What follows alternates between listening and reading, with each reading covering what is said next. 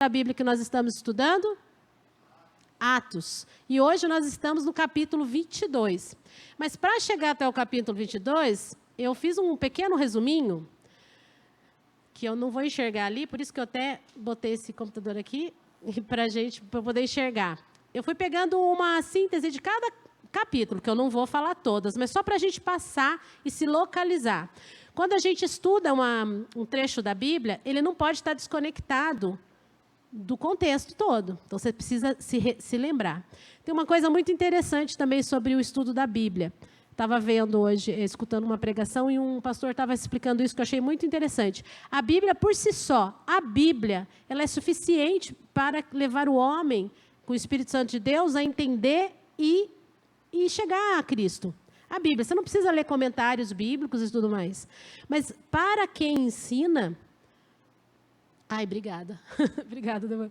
Mas para quem ensina, para quem quer se esmerar no ensino, para quem tem o dom de ensino, para pastores, é importante você entender profundamente o sentido de cada palavra, o lugar, conhecer a geografia para você ensinar. Mas para que você entenda o que Deus quer falar com você, você não precisa de comentários bíblicos. Você precisa da Bíblia. Porém, é importante a gente aprender com os detalhes do texto. E por isso que a IBD é tão importante, porque você vai ver os detalhezinhos do texto. E eu gostaria de lembrar que Lucas é quem escreve Atos. É como se Atos fosse o segundo volume de Lucas, né? Lucas, volume 1. Atos, que é a continuação do que Lucas está escrevendo. Ele fez um trabalho muito interessante de pesquisa, em alguns casos, e ele escreveu para Teófilo. No capítulo 2, a gente fala da descida do Espírito Santo e o discurso de Pedro, só para vocês retomarem aí na memória. No 3, Pedro discursa novamente, João e Pedro são presos. No capítulo 4, a igreja ora pela libertação de Pedro, né? E aí nós temos a história de Ananias e Safira, no 5. No 6, a igreja, você vê que a igreja já está tão organizada que já no capítulo 5, ela já institui os diáconos, né? Depois, no capítulo 6, eu pulei o 6? Não, 6 estão de diáconos. 7, a pregação e morte de Estevão, e aí é importante vocês guardarem que é neste capítulo que aparece pela primeira vez Saulo. E o que Saulo estava fazendo ali? Ele consentia com a morte de Estevão, que foi por apedrejamento. E ele também cuidava das roupas de quem estava apedrejando. Não está dizendo que ele apedrejou, mas ele consentia e ele cuidava das roupas de quem apedrejava. O capítulo 8 começa a primeira perseguição da igreja, e aí no 9 há a conversão de Paulo. Alguns estudiosos dizem que Paulo deve ter ficado profundamente impactado com o apedrejamento de Pedro, não com o apedrejamento, mas com o discurso, aliás, de Estevão, não com o apedrejamento dele, mas porque isso Paulo já estava acostumado a fazer, que era perseguir, né? Mas com o fato, com o discurso de Estevão, que realmente é fantástico, porque parece que Estevão está numa situação e ele está vendo, ele está em outra, né? Ele está numa situação de morte e ele está falando do trono de Deus. Então, isso, de alguma forma, dizem que pode ter impactado, só o Senhor o sabe, né? Que eu não acho que isso está relatado, pelo menos não achei, dizendo, Paulo disse que ficou impactado com Estevão. Não, ele vai falar agora que, no capítulo 22, quando ele faz a defesa, que ele estava vendo. Mas alguns dizem, e eu creio que também o Espírito Santo de Deus pode ter tocado ele naquele momento. Capítulo 9, conversão de Paulo. 10, a visão de Pedro, lembra dos lençóis? Interessante, né? Paulo se converte, Deus dá uma visão para Pedro dos lençóis, que é uma abertura para os povos, para os gentios, não é? E aí tem aquela que vocês já estudaram. No capítulo 11, chamou a minha atenção que eu fui lendo e fui vendo o que seria importante colocar. O 11 é interessante que os discípulos são chamados de cristãos pela primeira vez. O 12, Pedro é livre da prisão. O 13, Paulo e Barnabé, primeira viagem missionária. 14, Paulo e Barnabé confundidos com deuses. Lembra que um era Júpiter, que foi confundido.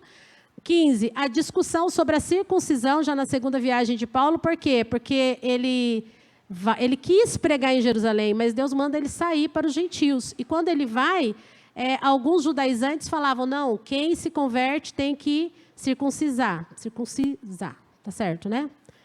Circuncisar ou circuncidar? Circuncidar. E aí tem aquele concílio para discutir esse tipo de coisa, e está lá no capítulo 15. No capítulo 16, Paulo e Silas libertos da prisão, que também é bem conhecido, né? E no 17, Paulo em Atenas, o seu discurso. Sabia que, quando eu estudei aqui no CTVAP, eu explorei bastante Paulo em Atenas, no seu discurso. Porque é muito interessante o discurso dele, como ele entendia a maneira correta de falar com as pessoas, de acordo com que as pessoas, de uma forma que as pessoas entenderiam melhor a mensagem dele. Paulo tinha esse cuidado, né? E no capítulo 18, Paulo está em Corinto com Áquila e Priscila. Estamos chegando no nosso capítulo. Aí, quando chega no capítulo 19, Paulo em Éfeso. Capítulo 20, dá uma tristezinha até, quando a gente lê, porque ele se despede da igreja de Mileto e dos presbíteros de Éfeso. Se eu não me engano, é no capítulo 20 que ele fala, eu não vou voltar a ver vocês de novo, né? E aí a gente vem no capítulo 21, que é o anterior ao capítulo que nós vamos estudar hoje. No 21, o que acontece? Abre lá no capítulo 21, para a gente dar uma olhadinha. Capítulo 21, Paulo chegou em Jerusalém. Só que é importante a gente entender o seguinte, a turminha que andava com Paulo assim, não queria que ele fosse para Jerusalém. Por quê? Por quê? Aqui já tinham se passado praticamente quase 20 anos da conversão de Paulo. É que a gente lê a Bíblia assim de forma dinâmica, né? A gente não para pensar, mas 20 anos já que ele tinha se convertido. E talvez você pense, ele se converteu e no outro dia foi pregar para todo mundo. Há pessoas que dizem que ele se afastou eu ia falar galáxias, mas naquela... Não é galáxias. Vai, Simone, me ajuda. Galácia. E ele foi para lá, passou um tempo. Imagino eu que ele estava lendo de novo o Antigo Testamento. E vendo Jesus no Antigo Testamento. Consegue entender que Paulo passou a vida, nós vamos ver que ele fala aos pés de Gamaliel, ele sabia tudo do Antigo Testamento, mas tudo do Antigo Testamento sem Jesus. Eu tenho para mim, não estou dizendo que é teologia, que ele deve ter retomado, falou, deixa eu começar de novo, vamos lá, Gênesis, e aí ficou, eu imagino que ele tenha ficado impactado, como uma criança que descobre uma coisa que achava que sabia, mas de repente, já viu criança quando aprende a ler? E junta as primeiras letrinhas que ela vibra, porque ela está entendendo, ela só decodificava, agora ela entende o sentido. Talvez ele voltou para o Antigo Testamento e começou a ler, talvez, não sei. Um dia pergunto para Paulo no céu se isso foi importante. Olha, aqui em Gênesis 3, olha como isso faz sentido, é Jesus, e ele foi vendo Jesus em todo o Antigo Testamento. Então, ele passa um tempo olhando, revendo as coisas que ele entendia, que ele entendeu, e ele sabia muito, muito mesmo, mas agora com o olhar do Espírito Santo, de saber que agora ele poderia ver Jesus no Antigo Testamento. Muitas pessoas não veem Jesus no Antigo Testamento, inclusive. Inclusive nós, assim, cristãos, acham que é só no Novo. Aliás, propaganda da Editora Cristã Evangélica, tem uma revista de juniores que a gente trabalhou nela, e ela é Jesus no Antigo Testamento. É muito legal. Por exemplo, tem umas lições lá que é assim, os 2 jardins. Então, ele fala do Jardim do Éden e fala do Getsêmani. Entende? Sempre relacionando ali a promessa e o cumprimento da promessa. Vale a pena. Isso para juniores, crianças de 9, 10 anos. Então, se eles já vão saber aqui na nossa igreja, imagina a gente. A gente tem que saber mais que eles. E aí, o que acontece lá no capítulo 21? Paulo, imagina que faz 20 anos que ele já estava convertido, já tinha viajado várias vezes por aí, estava próximo de ser realmente preso, estava bem próximo, e aí ele chega em Jerusalém. Apesar de ter sido advertido. Aqui tem uma coisa interessante também, volta um pouquinho, deixa eu ver se eu acho aqui, no capítulo 21, 13. Então, no 12 diz assim, quando ouvimos essas palavras, tanto nós... Deixa eu ver. Versículo 10, do 21. Demorando-nos ali alguns dias, desceu da Judéia um profeta chamado Ágabo.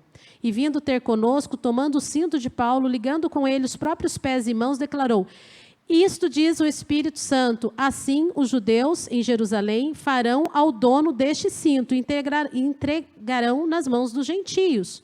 Quando ouvimos essas palavras, tanto nós como os daquele lugar, rogamos a Paulo que não subisse a Jerusalém. Então ele respondeu, isso que é fantástico, que fazeis chorando e quebrantando-me o coração? Pois eu estou pronto, não só para ser preso, mas até para morrer em Jerusalém pelo nome do Senhor Jesus. Por isso que eu lembro, mas eu sei em quem tenho crido, estou bem certo que é poderoso para guardar o meu tesouro até o dia final. Essa música, se depois, quando você tiver um tempo, retoma ela e lê de novo. Eu fico imaginando Paulo cantando essa música lá na igreja de Jerusalém, porque ele vai lá para dar um relatório do que ele tinha feito, e ele cantando como forma de testemunho de vida dele. Porque ele fala, não sei se áureos dias vêm ou dias difíceis, mas eu sei que tenho crido. Queria que hoje a gente saísse daqui pensando, com o exemplo de Paulo, qual é o nosso testemunho, qual que é a firmeza do testemunho que nós temos. Como é que a gente testemunha? Porque é isso que ele vai fazer, ele vai dar uma defesa dele, um testemunho dele perante as pessoas. E a gente saia daqui com a firmeza, com a certeza que o nosso testemunho tem que ser firme. Eu tenho que saber em quem eu tenho crido. Na palavra hoje de manhã do culto, fala sobre isso também, porque no meio de tanta injustiça, não é? E eu vou te falar, e eu acho que você também vê algumas injustiças, né? Eu com a Eliane estava lá no banheiro falando sobre isso.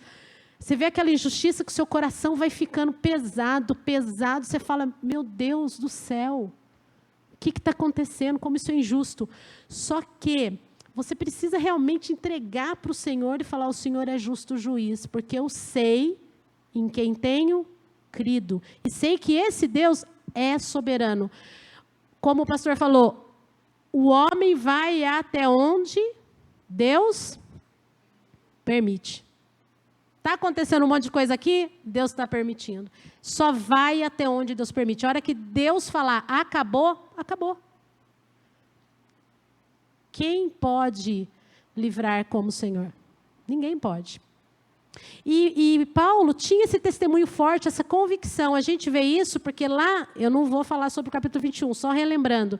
No capítulo 21, ele chega em Jerusalém, ali no 17, e quem é o que cuida de Jerusalém? É Tiago, irmão de Jesus.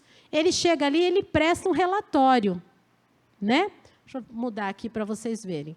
Ele vai prestar eu botei essa fotinho aí, gente, que também é outra propaganda. Hoje eu tô de férias da editora, mas eu estou fazendo propaganda da editora. Quem é da editora nunca tem férias, de fato. Gente, esse é um mapa. Eu estou falando isso para cutucar os irmãos mesmo. Esse é um mapa que a gente pediu para o desenhista fazer. Aqui não dá para ver direito. Ele é dos juniores também. Ele mostra as 3 viagens de missionárias lá de Paulo. Olha que interessante. Então, a criança vai entender onde que é a Grécia, quando ele fala Tarso, ali mais para o canto, na Cilícia. Então, assim, as crianças da nossa igreja, usando material e, graças a Deus, com professores muito dedicados, elas estão se empenhando. Vai vir uma turminha aí forte. A gente precisa também se empenhar nos estudos para poder, né?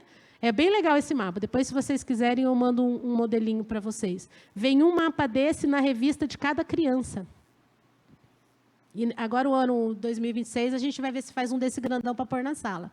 Bom, mas aí, isso aí mesmo foi só para vocês verem, porque é as viagens de Paulo. Eu até coloquei aqui uma coisa interessante também, que no capítulo 22, ele vai dar uma defesa, e já está chegando no final do livro de Atos. Ali, eu fiz uma tabelinha, colocando não por ordem bíblica, mas por ordem de datas, usando outra propaganda, a Bíblia da escola bíblica. Eu não fiz de propósito, mas que eu uso mesmo o material do editor. Ó, a Bíblia da Escola Bíblica, ela tem as datas possíveis de quando foram escritos os livros. Eu peguei aquilo, botei em ordem, e para fazer o seguinte, para vocês verem que a importância do estudo de Atos, porque eu botei a carta que foi escrita, o ano que foi escrito, o lugar, possivelmente, onde foi escrito, e aonde que isso se relaciona com o livro de Atos. Então, olha que interessante. Quando você lê o livro de Atos e estuda, você pode relacionar a esse momento aqui, possivelmente Paulo estava escrevendo alguma carta para alguma igreja, porque ele já tinha passado por lá e estava fortalecendo a igreja. Então, onde mais ou menos que Paulo estava, há algumas controvérsias, mas eu tentei pegar a linha da Bíblia, da escola bíblica. Então, por exemplo, Efésios, Colossenses, Filemão, Filipenses, ele estava em Roma preso. 1 Timóteo estava em Macedônia, e assim por diante. A primeira carta que ele escreve é para os Gálatas, em Antioquia da Síria. E Antioquia da Síria, quando ele estava mais ou menos lá, que é relatado no capítulo 13, 14 e 15. É mais ou menos, porque não há muito consenso. E também ali no final, quando pega após Atos 28, enfim, porque é a tradição que vai dizer como que Paulo morreu, né? Então, mas é uma luz para a gente ver a importância do livro de Atos, como ele conta a história da igreja, e pensando que Paulo é essa igreja que somos nós hoje, imagina Paulo aqui, por isso que eu pus a música, louvando a Deus e dizendo, eu sei em quem tenho crido. Nós hoje não temos mais Paulo, mas nós somos ainda as testemunhas de Cristo. E aí, eu queria mostrar para vocês o contexto do capítulo 21, que Paulo, quando ele chega lá em Jerusalém, ele compartilha o ministério entre os gentios e os desafios entre os judeus não convertidos e judeus. Então, Paulo é chamado para os gentios, sai de Jerusalém e vai pregar. E aí, no capítulo 21, ele vai descrevendo, olha, e ele fala coisas maravilhosas. Depois você leia, foi a lição da semana passada, né? Ele compartilha, diz lá o que está acontecendo, as pessoas se alegram com ele, mas, outra coisa importante, Tiago e os presbíteros demonstram preocupação e sugerem que Paulo faça o voto de Nazireu. Vocês também devem ter visto semana passada. Na verdade, assim, não é que ele faça o voto. O que está acontecendo ali? Pra você entender o capítulo 22. Os judeus de Jerusalém estão muito bravos com Paulo. Muito bravos. Por que eles estão bravos? Porque é uma pessoa que se converteu ao cristianismo e eles acreditavam que Paulo profanava o templo. E nessa passagem do 21 ainda, acharam que ele tinha levado um grego para dentro do templo, coisa que não podia. Então, eles achavam que Paulo era contra a lei, porque havia se convertido. Põe isso quando você for ler o capítulo 22 agora. Os judeus que estavam ali falavam, Paulo é nosso inimigo. E, portanto, para que talvez Tiago e os presbíteros falaram, Paulo, faz o seguinte, tem 4 homens que vão fazer os votos de Nazireu, e no final do voto, que até queria pegar o comentário, esse voto de Nazireu, a pessoa no final dele tinha que ofertar alguns animais. E eles estavam sem as condições. Então ele fala, olha, no final você supre essa necessidade deles. Mas para Paulo fazer isso, por ele ter andado muito tempo entre os gentios, ele tinha que se purificar por 7 dias. Isso não era o que estava necessariamente aqui, mas era o costume deles. E alguma coisa que é baseado em Levíticos, né? Dos rituais que eles tinham. Então, Tiago fala para ele, Tiago, os presbíteros, Paulo, faça isso. Fica lá no templo, se purifica por 7 dias. E Paulo faz. Importante a gente notar aqui, pensando no nosso testemunho, é que quando Paulo fala, eu fiz de tudo. Como que é esse versículo? Eu fiz de tudo,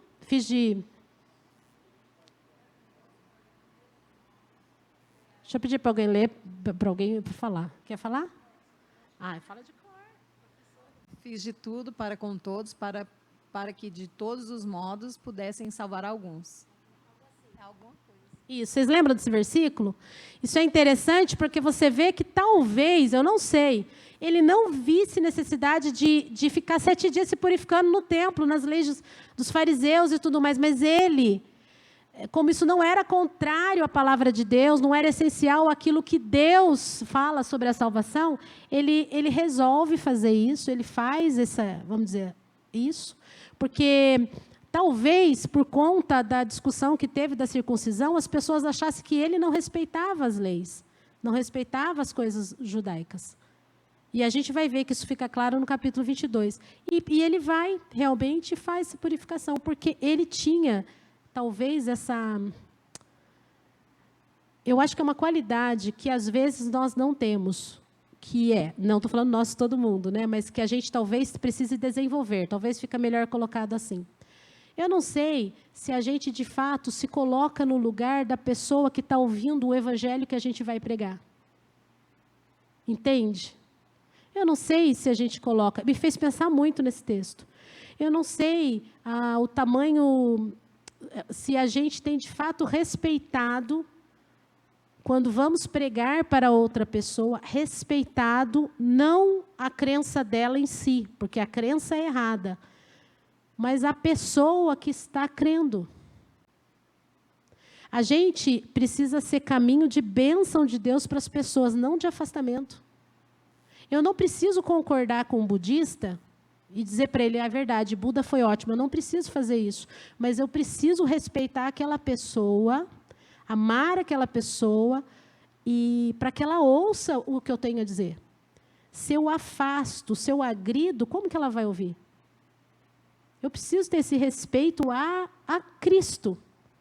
Porque, no final das contas, é um respeito à mensagem de Cristo.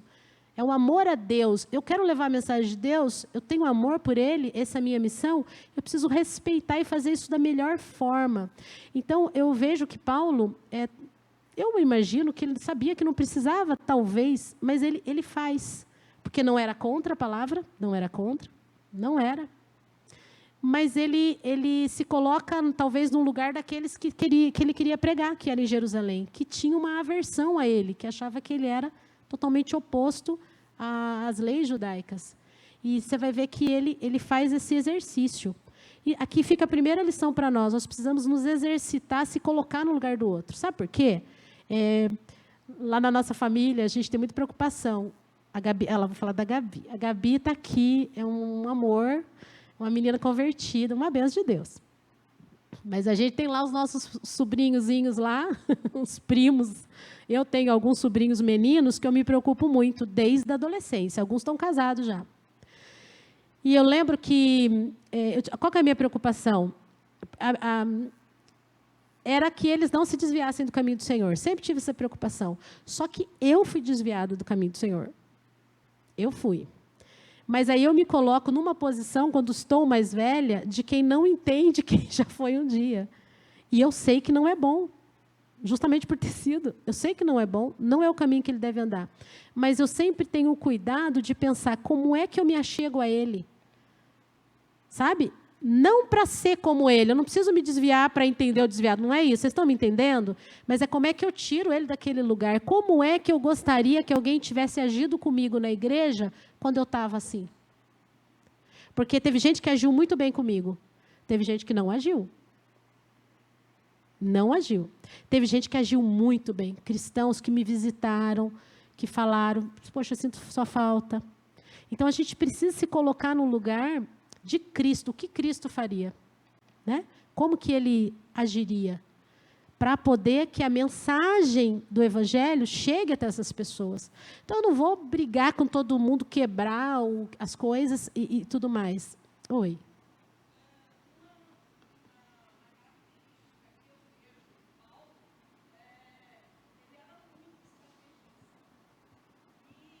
Muito o quê?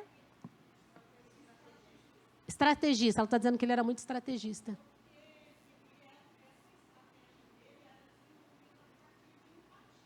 Isso. A gente talvez precise melhorar nisso, né, Leila? De olhar para quem você está falando e falar qual a necessidade dele, será que ele precisa ser ouvido? Isso. O que eu faria se eu estivesse no lugar dele? E assim nós temos pessoas muito perdidas. Eu não sei se vocês sabem, o Afonso, que sabe os números certos, ele muitas pessoas entram no nosso site pedindo oração, mas é muita. O Fabrício já está com esses dados e vai entrar em contato com as pessoas. Pessoas que pedem oração, entram no site. Se eu não me engano, não sei onde está o Afonso, mas não sei se estou falando errado, tá? Mas acho que teve um mês que eram mais de 150. Então, é uma equipe gigante perdida, uma turma perdida. Então, como que a gente faz para chegar? Paulo tinha esse cuidado, eu creio, de olhar e falar, eu não vou me sentir superior.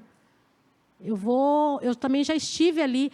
Talvez, gente, eu não estou falando que por que ele foi chamado para os gentios? Justamente porque ele perseguiu tanto. Ele foi tão oposto, que eu acho que ninguém melhor que ele entenderia como é chegar em alguém que é tão oposto aos cristãos. Então, assim, a gente precisa ter essa percepção que nós somos pecadores resgatados, não necessariamente superiores a quem precisa ser resgatado. Estamos ali, é Jesus que vai à frente, né? E aí, uma coisa interessante, os judeus da Ásia fizeram um alvoroço e prenderam Paulo no templo. Ele estava no meio lá da purificação dele, ele foi preso. Assim está o versículo 27. E aí vem o versículo 20, ainda no capítulo 28, deixa eu ver, no capítulo 21, que fala o seguinte, eu não estou enxergando lá. Quem?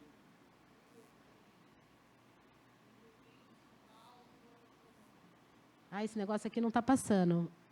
Mas tá bom, eu vou tentar enxergar lá. Daí, o que acontece no capítulo 21? Lá, quem defende aqui?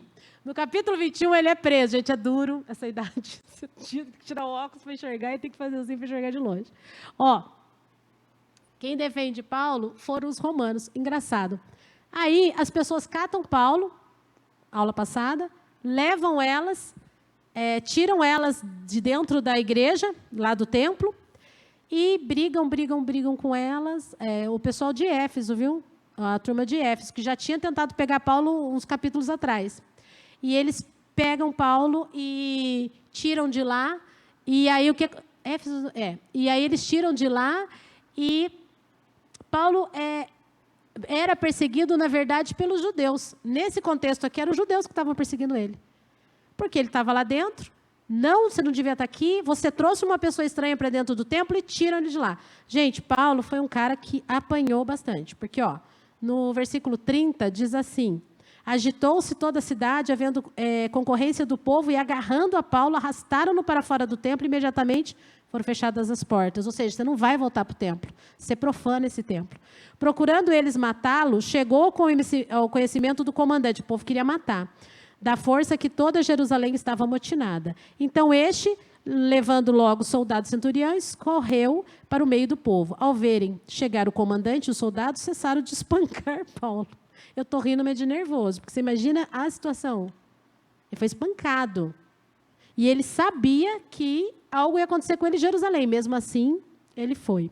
Aproximando-se o comandante, apoderou-se de Paulo, ordenou que fosse acorrentado com 2 cadeias, cumprindo a profecia que estava lá no capítulo anterior, perguntando quem era e o que havia feito. Na multidão, uns gritavam de um modo, outros de outro, não podendo ele, porém, saber a verdade por causa do tumulto.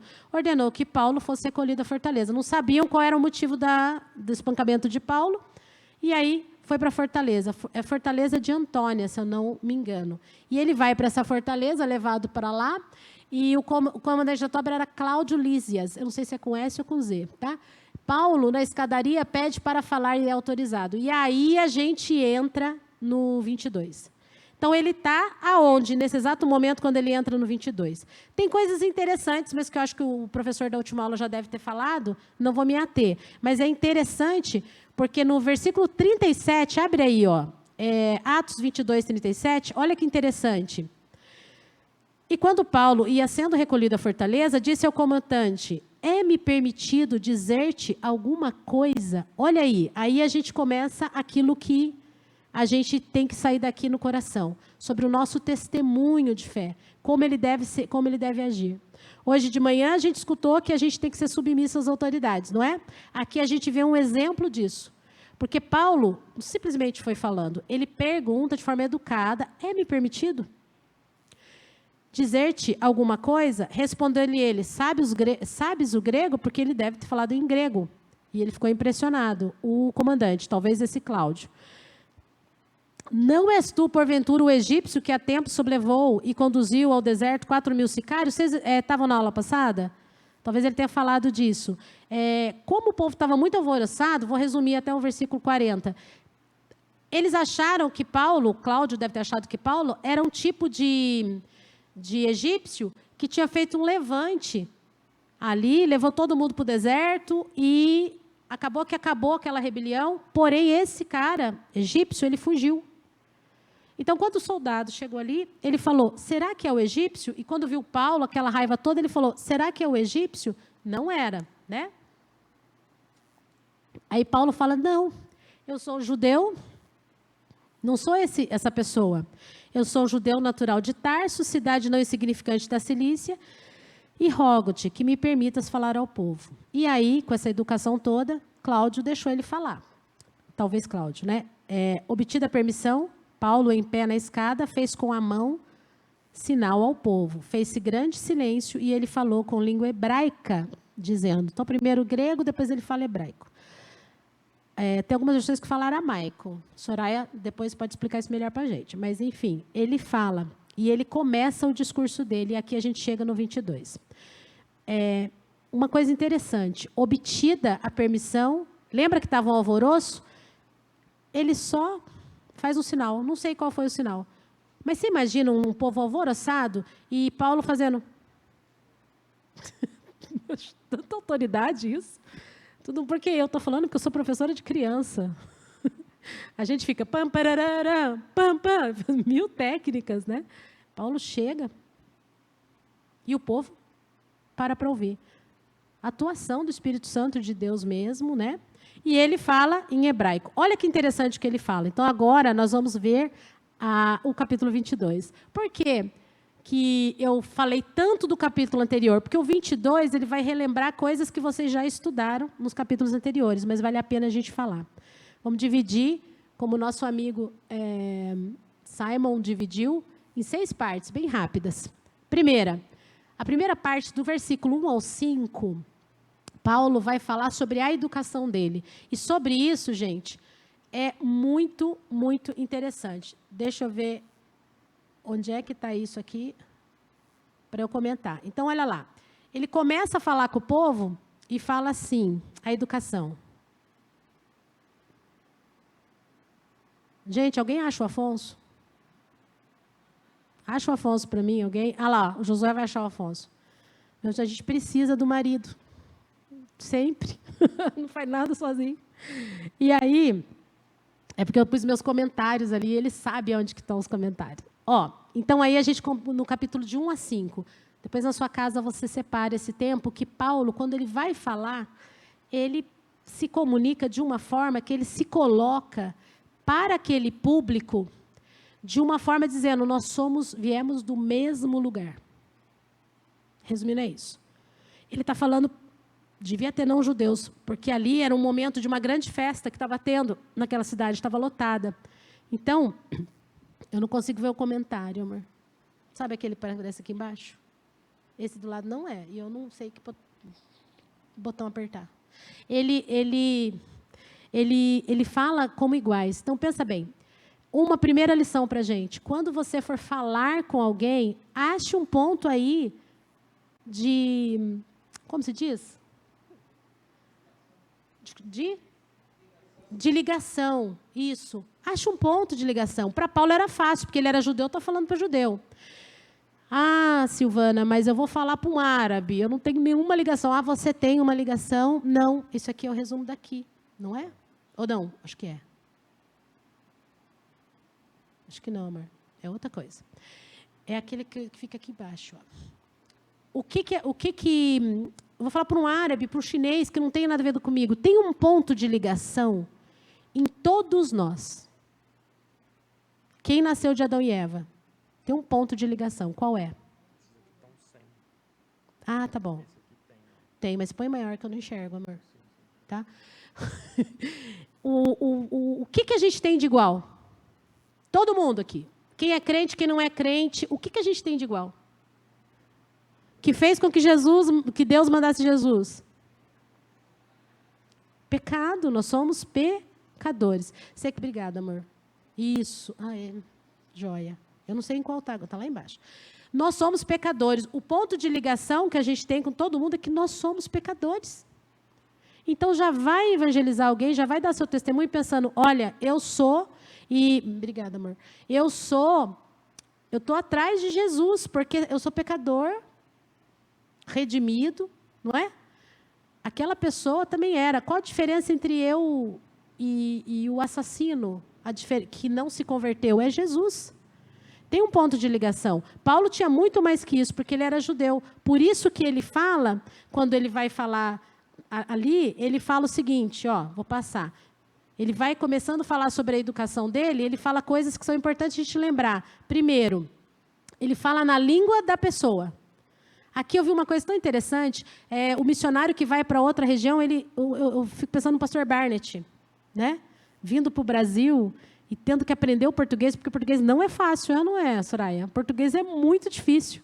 Para nós já é difícil, imagina quem vem. A importância de você falar na língua da pessoa. Outra coisa, ele foi educado naquela cidade.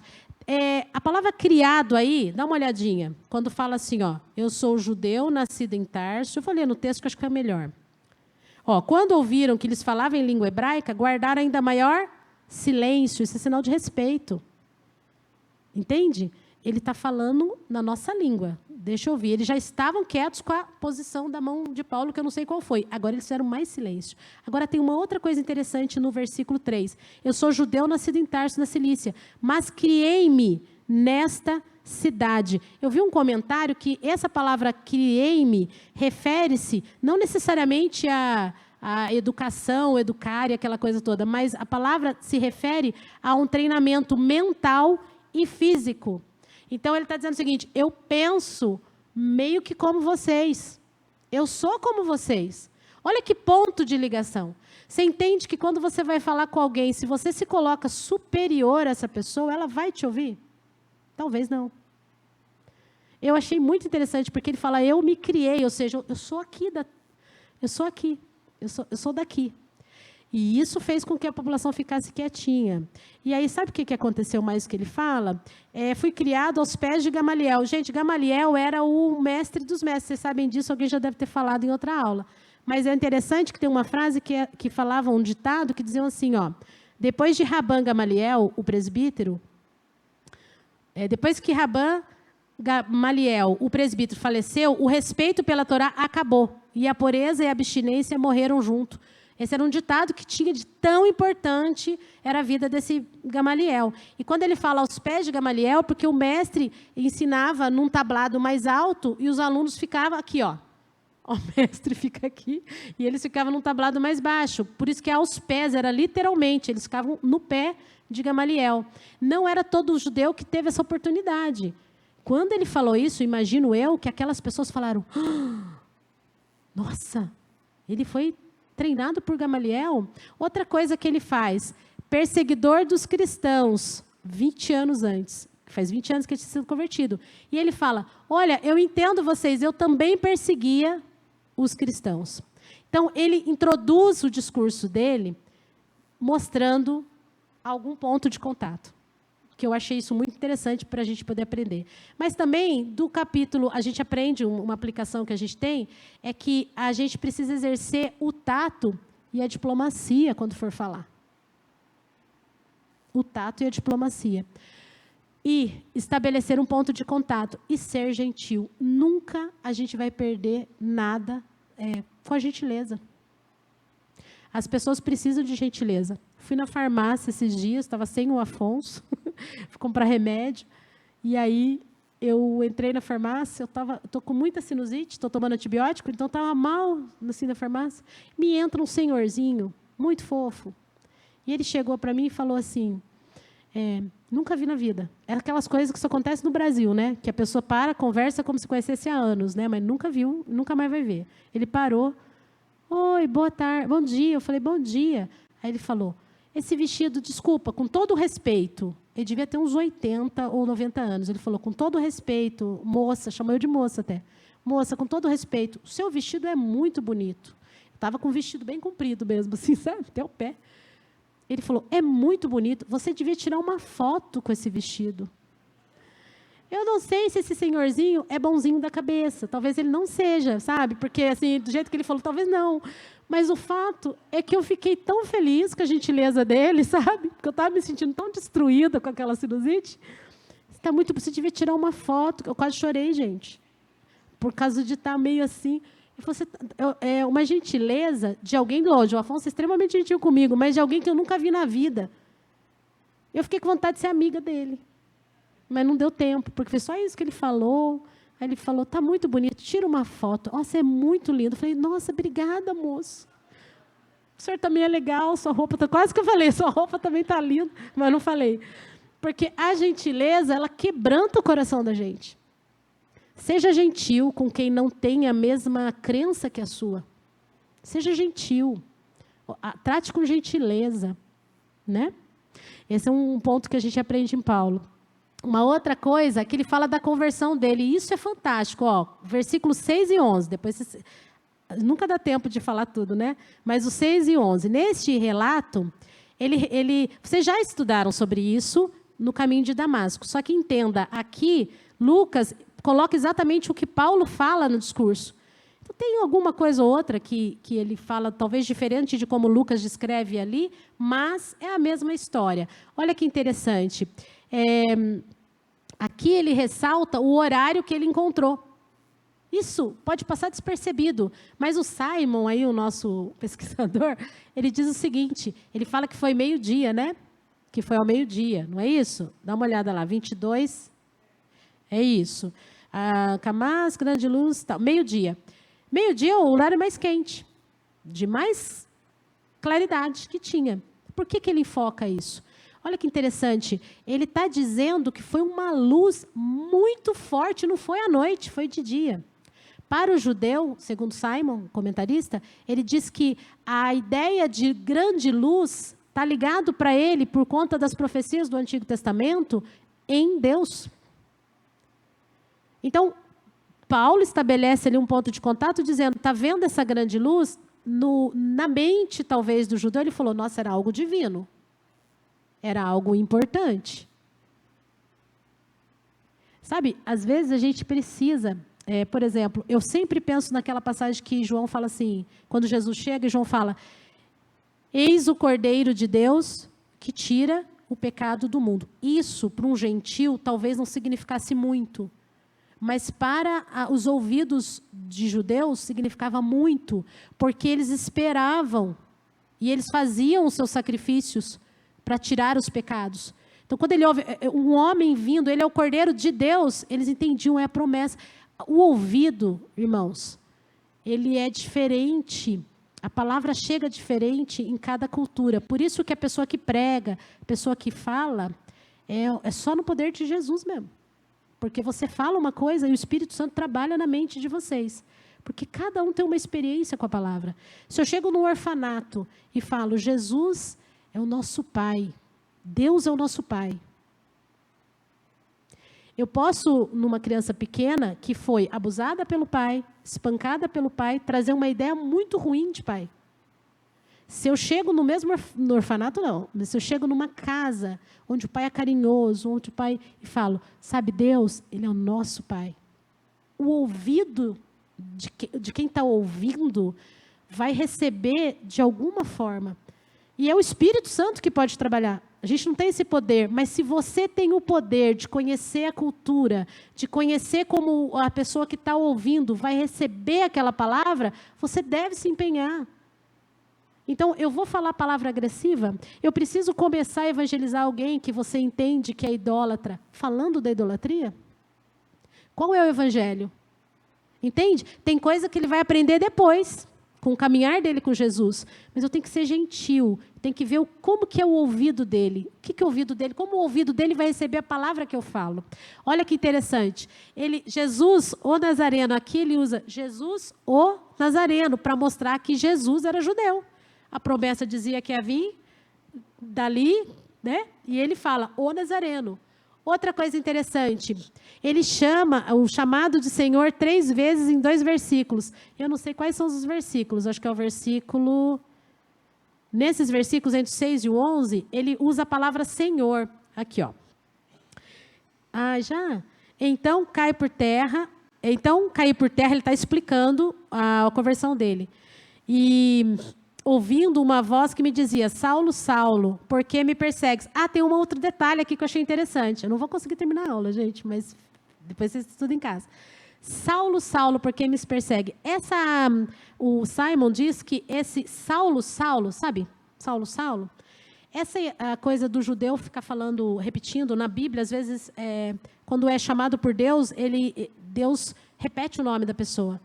E aí ele usa o exemplo de Êxodo, quando Moisés está na sarça ardente, que fala, Moisés, Moisés. Para o meu ouvido aqui, brasileira, não, ele repetiu. Ali, talvez, para aquele público judeu, era algo que soava bem ao ouvido dele. Então, ele fala, e algo que de fato aconteceu. Paulo não está fazendo uma inserção ali. Foi assim mesmo, Saulo, Saulo. Mas ele dá ênfase nisso. Quando Samuel também, né? Samuel. Ou seja, aquilo aos ouvidos dos judeus estava indo tudo bem. Paulo estava fazendo a parte dele, estava indo tudo bem. Paulo chama o Senhor... de Senhor, o nome de Jesus, por 3 vezes. Olha lá. Os que estavam comigo viram a luz, sem contudo perceber o sentido da voz. Então perguntei, que farei, Senhor? E o Senhor me disse, levanta-te e entra em Damasco, pois ali te dirão acerca de tudo que tenho ordenado. Aqui, Paulo já poderia falar, perguntei, Jesus. Mas ele usa a palavra Senhor. Outra coisa interessante também que a gente pode perceber, do cuidado de Paulo, é sobre a restauração, que é quando, depois de convertido, ele vai para Ananias. Gente, ele enfatiza de Ananias. Ananias, abre aí, no versículo 12. Ele diz assim, um homem chamado Ananias, piedoso conforme a lei, tendo bom testemunho de todos os judeus que ali moravam. Ele, mais uma vez, estabelece esse ponto de contato. Olha, eu caí, e essa luz que é divina me chamou, esse Senhor, Senhor, e aí ele fala, e aí Ananias foi lá orar por mim. Quem é esse Ananias? Era um judeu, que era uma pessoa da lei. Talvez alguns ali já soubessem, ou ouviram essa história, ou conhecessem, porque foi há 20 anos atrás, mas o fato é que ele deixa claro que era uma pessoa que entendia da lei, ou seja, como nós, né? E aí ele fala uma coisa interessante, ele relata um milagre. Entenda que no Antigo Testamento também haviam profecias que diziam, aquele que virá abrirá os olhos dos cegos. Por que eu estou dando essas ideias? Porque a turma que você vai falar quando você testemunhar, assim como Paulo fez a defesa dele, um testemunho forte, você precisa conhecer como que ela entende, gastar tempo.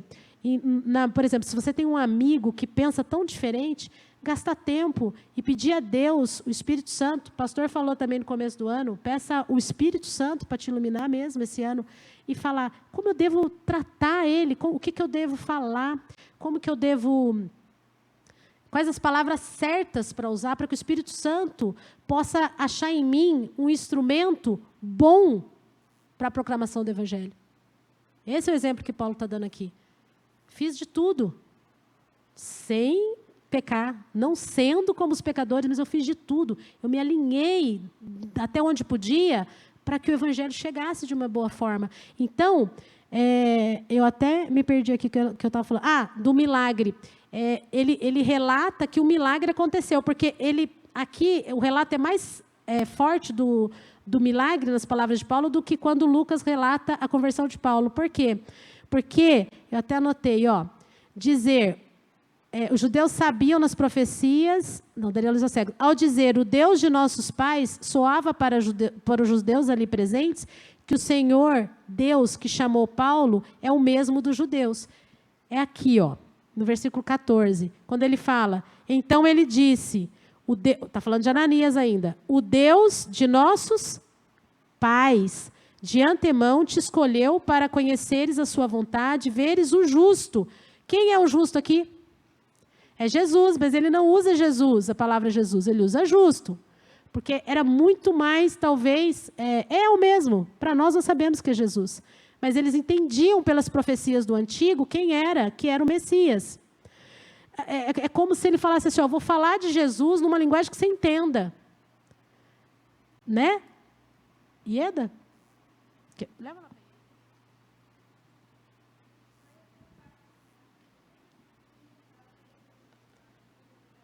Espera aí que ninguém vai te ouvir, Ieda.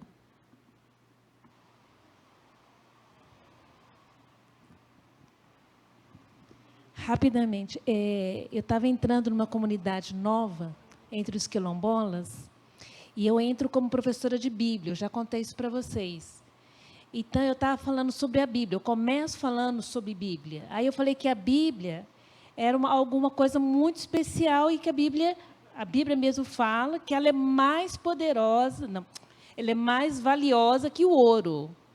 Só que quem é que conhece o ouro dentro de uma comunidade quilombola? Né? Talvez nem a gente, né?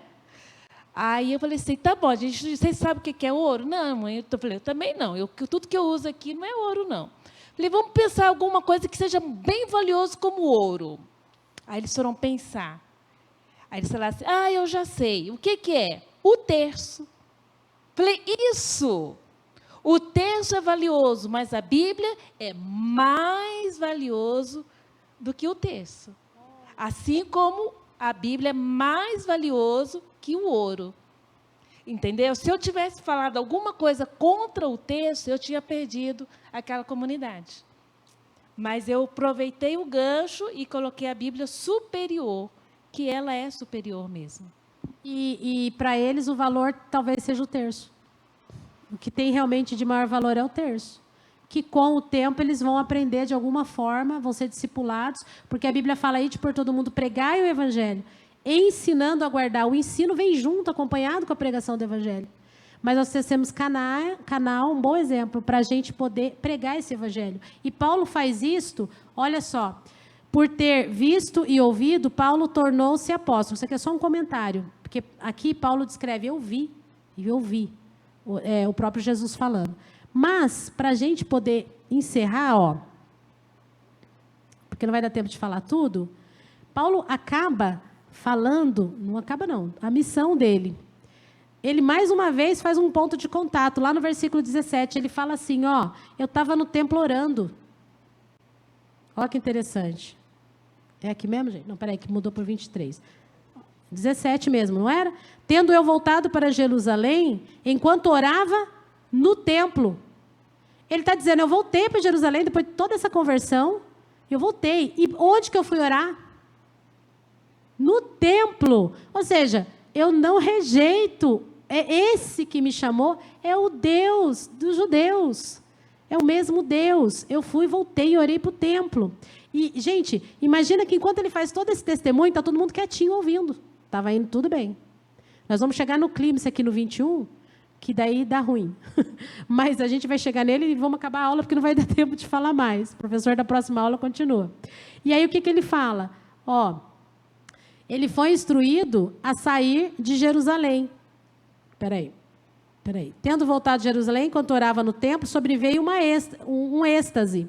E vi aquele que falava comigo, apresse-te, sai logo de Jerusalém, porque não receberão o seu testemunho a meu respeito. Ele está dizendo, vocês não gostam de mim porque eu estou indo para os gentios, vocês acharam que eu tinha botado um gentio aqui dentro do templo, eu não pus, mas esse Deus, que é o mesmo Deus de judeus, em um êxtase falou, você tem que sair daqui, porque eles não vão te ouvir. Então ele está dizendo por quê, ele está falando da missão dele. Esse Deus me deu uma missão. Qual é a missão? Que nosso Deus, o Deus aqui, que se revelou por meio primeiro aos judeus, ele também é para os gentios. E ele fala isso. E aí vem um clímax, para resumir. Tem mais coisa para falar, mas eu vou resumir. Versículo 21. Clímax do discurso de Paulo. E ele fala, no 19, e eu disse, Senhor, eles sabem bem, ele vai explicando, eles sabem que eu persegui e tudo mais. Quando se derramava o sangue de Estevão, ele vai falar, tua testemunha eu também estava presente, consentia nisso. Mas ele me disse, e aí que o pessoal não gostou, até então estava tendo essa conexão. Aí, mas ele me disse, vai, porque eu te enviarei para longe, aos gentios. E aí o próximo versículo diz que ouviram-no até esta palavra, e então gritaram dizendo, tira tal homem da terra, porque não convém que ele viva. Irmãos, a gente pode fechar essa aula pensando o seguinte, que é o final depois, que é o apelo, né? 28 e 29. Peraí, deixa eu mudar aqui. A gente pode pensar o seguinte, nada, que isso é importante, nós não temos poder nenhum para convencer ninguém. Então, estou dando exemplo aqui do que Paulo fez, porque ele é realmente um exemplo de pregador da palavra, concorda comigo? De pregador, de pessoa que edificou e tudo mais. Mas presta atenção, quando ele vai falar qual era a missão dele, dada pelo próprio Deus aos gentios, o que as pessoas fizeram? Mata ele. Isso ensina uma coisa muito preciosa para nós. A palavra de Deus fala, ide por todo mundo, pregar o evangelho a toda criatura, não é isso? Mas quem convence é o Espírito Santo de Deus. Aqui não houve convencimento, eles queriam matar Paulo.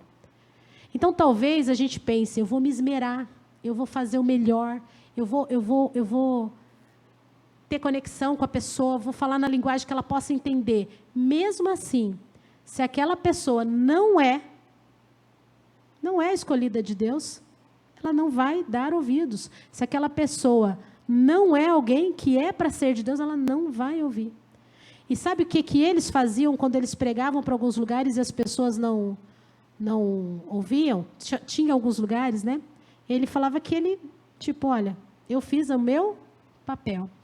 O ID de Deus, ele te mostra que você deve ir pregar o evangelho. Não garante que ao pregar, todos que vão te ouvir vão se converter. Mas mesmo assim, você deve ir pregar. Paulo aqui estava espancado por essa turma e tudo mais, e ele pregou o evangelho. O final, que seria o apelo, para os ouvintes, depois que eles ouvem esse clímax, Paulo esqueceu do verdadeiro judaísmo. Paulo não era um missionário da lei. Agora, eu também queria fechar com o seguinte pensamento. Às vezes a gente ora e prega da melhor forma que a gente pode, tentando ser gentil, tentando ter uma conexão com a pessoa, por muitos anos para alguém. E isso pode desanimar muito a gente, porque às vezes a gente fala, a pessoa não vai receber, né? Mas justamente porque é o Espírito Santo de Deus que convence, a gente não deve deixar de pregar. É justamente por isso, porque você não sabe o momento que Deus vai escolher aquela pessoa. Vocês sabem que dentro das nossas casas tem pessoas que não querem saber de Deus. Não é verdade? Muito próximo da gente. Mas não desista de fazer tudo o que você puder para continuar orando por essa pessoa, continuar pregando. Porque no tempo do Senhor, Ele vai ou não trazer essa pessoa para Deus. No tempo do Senhor. O mesmo Deus, o mesmo Espírito Santo, que é o que convence, Ele nos diz o seguinte, nem para você parar de pregar, talvez, ou talvez sim, não sei. Nem para você deixar de pregar. O fato é, a ordem que você tem é para pregar. A ordem que você tem é para pregar. O convencimento é do Espírito Santo de Deus. E no versículo 30, que é o último, como é que acaba vou deixar vocês prontos para a próxima aula. O comandante percebe que a acusação era de cunho teológico. Então envia Paulo para o Sinédrio. E aí o restante, depois vocês lêem em casa, do 22 a 30, depois de tudo isso, Paulo fala, eu sou cidadão romano. E ele não poderia ser espancado, não deveria ter sido tratado da forma que foi, que é o final do capítulo. E aí, eu não sei, ele teve uma saída de gênio aqui, o comandante, né? Para ele não ter problemas, ele fala, esse problema é teológico, então vou mandar ele para o Sinédrio. E assim acaba o capítulo 30. Mas o que fica no nosso coração é, assim como exemplos da Bíblia, seja gentil, seja submisso às autoridades, né? Esse ano vai ser um ano, suponho eu, muito difícil para isso, com um ano de eleição, num país que está polarizado. Seja gentil, fica na palavra de Deus, pregue a palavra da melhor forma que você puder. Amém? Vamos orar? Ó, Soraya vai falar. Peraí. Vai levar para todo mundo te ouvir, Soraya. Obrigada. É só retomar um pouquinho, que é aramaico mesmo. Porque naquela época o hebraico clássico era somente para estudar a palavra ou o momento litúrgico. Então, ele aproxima então mais ainda. Ou seja, ele sabia o hebraico, mas ele, para aproximar do público, ele fala em aramaico. Ó, vocês entenderam o que a Soraya está falando? Naquela parte que ele fala com o público, ele fala em aramaico. Soraya, e pensa bem, hebraico é difícil, não é? Tudo bem que era a língua dele. Para ela não é difícil, não, mas para a gente é muito difícil o hebraico, não é? Ele sabia o grego, o hebraico e o aramaico. Então, fica aí outro exemplo da gente que, às vezes, não se esforça tanto, né? A gente precisa se esforçar. Vamos orar? Obrigada, Soraya. Senhor, nós te agradecemos pelos exemplos da Bíblia e porque ela é viva e eficaz para trazer ao nosso coração o que precisamos aprender. Nos dá, Senhor Deus, ousadia para pregarmos o Evangelho para aquelas pessoas mais difíceis que estão ao nosso redor. Nos dá gentileza, Pai, para sabermos a maneira correta de falar, mas, sobretudo, nos dá a capacitação do Espírito Santo de Deus para que o Espírito Santo de Deus venha trabalhar no coração da pessoa que ouve a palavra que a gente fala. Que a gente se empenhe muito, se esmere no ensino, na pregação da palavra, mas que a gente confie todo o tempo na atuação do Espírito Santo de Deus, porque sem o Senhor nós não podemos fazer nada, Pai. Esteja conosco, nos guiando nesse ano de 2026, para todos aqueles que precisam ouvir a nossa palavra, a palavra do Senhor por meio de nós. Nós te agradecemos em nome de Jesus. Amém. Amém? Semana que vem, capítulo 23.